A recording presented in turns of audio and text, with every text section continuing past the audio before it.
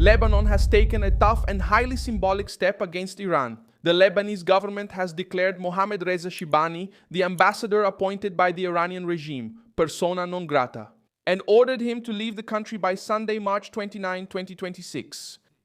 The decision was made this Tuesday, March 24, in Beirut, and shows that the crisis has already moved beyond the military sphere and has now entered the diplomatic arena. The main point is simple: Lebanon wants to reduce Iran's influence in the country. This happens mainly because of the direct connection between the Iranian regime and Hezbollah, a group that for years has served as a key instrument of Iranian influence in Lebanese territory.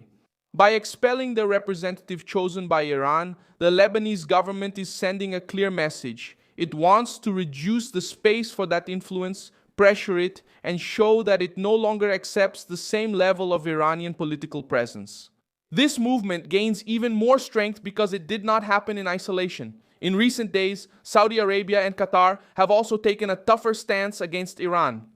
This shows a bigger picture. Arab governments are starting to abandon caution and are moving toward more open measures of diplomatic confrontation. In other words, Lebanon is not alone. It joins an Arab front that is escalating its rhetoric against the Iranian regime. In a time of war, regional tension, and fear of total chaos, the name Mohammad Reza Shibani carries weight precisely because of that.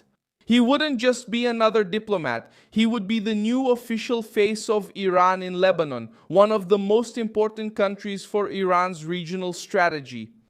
When Lebanon rejects this nominee, the gesture is no longer just bureaucratic.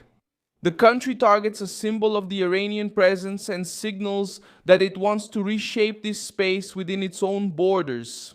The measure also directly affects Hezbollah, the group that is Iran's main ally in Lebanon.